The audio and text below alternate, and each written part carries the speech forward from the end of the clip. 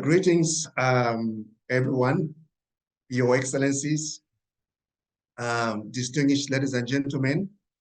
It's my honor and privilege to share with you some of the experiences of the faith community in the fight against HIV/AIDS. Firstly, I would like to say that I'm coming from Sake of Hope, a faith-based organization in the city of Lusaka in Zambia. And we have been engaged in the fight against HIV for quite a number of years. And so what we've learned over the years is that there are certain barriers that have affected our work in the HIV sector, and these include the issue of stigma, the cost of access, and the time spent by our clients to access these services, and also the issue of the very poor customer care, and among other things. And so in working with the faith community, we have learned a lot of lessons, and among them is that the faith community do possess certain capacities that the global HIV response could leverage and take advantage of. And these include the issue of mandate. They carry a very strong, deep sense of responsibility, and they also respond to the issue of a calling on their lives across religions. And they also have demonstrated to us the goodwill to drive the response, including the hope and love that they discharge. Apart from that, the faith community globally are really spread across communities. They're everywhere. Because of that, we've also utilized their membership to become part of the staffing in our response. So we've actually engaged what we call faith-engaged practitioners. And so we have come up with what we call the recipe. This is a core value that focuses on affecting practitioners in how they deliver the HIV. So essentially, we have decentralized service delivery to where people live, work, socialize, and pray. And using faith-engaged community health workers, and also a customer care that is based on the recipe, which stands for responsibility, empathy, compassion, integrity, passion, and ethics. And so the faith community has been able to help us identify, at least at the minimum, 4 critical capitals which they possess. Number one, the relationship capital. They have the relationship with the communities, and because of that, they have developed trust between themselves and the communities across the board. They also have access capital. They're able to approach any household, engage any household, get information, convince and persuade households to get on treatment, and so on. They also enjoy social capital. They're the first to know who's who, who's sick, who's been exposed, and so on. On top of that, they have a final capital, which we call spiritual capital. They bring hope and love to this fight against HIV. What has been the result of everything I've shared so far? The data. What has happened is, over a 13-year period, our organization, Sake of Hope, had been engaged in HIV response.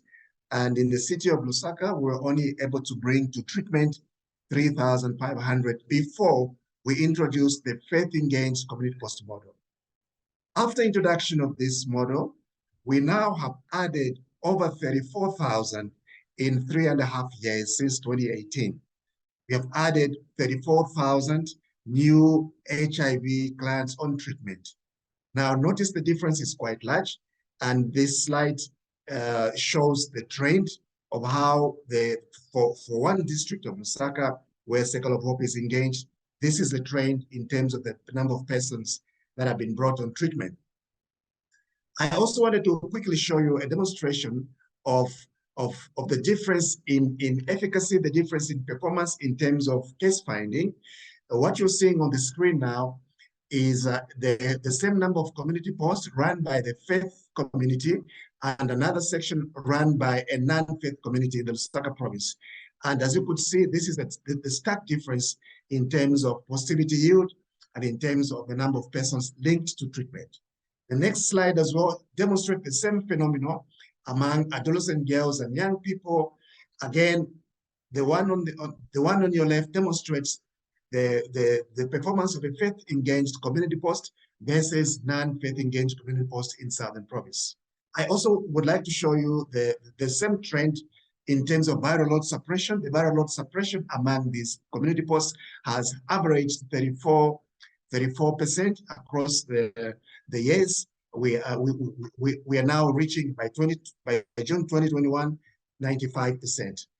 And a critical thing I'd like to mention about why we need the faith community is that because of the issue of trust, we are able to do an effective index testing regime that really ensures that we capture everybody in the network of a particular index or a particular person that has tested positive. And so, as you could see, our performance in index testing has been good with a yield of over 52%. Lastly, on the data, I want to talk about the children. Before we brought in this faith-engaged community post model, our average performance of children in terms of positivity yield was about 3%. And so, if, for instance, between October 2016 and October 2018, we tested about 127 kids, we had a 3% yield. But between 2018 March and March 2021, we tested 10,402 children and had a 12% yield. So even among this very important cadre of pediatric HIV, we've seen that the faith-engaged community post model that thrives on relationship capital and leveraging the trust, leveraging the access to households, and the intricate knowledge that the faith leaders have has resulted in unprecedented case finding for children. Arising out of this process is another innovation that the faith community has demonstrated. This is a specific outreach to adolescent young people, girls and boys. And so we've come up with an innovation called Malaika. Malaika is a safe house, cost-effective, focusing on the girl child between the ages of 10 to 24, and Destiny Safe Spaces for boys, focusing on young boys between the ages of 10 to 24.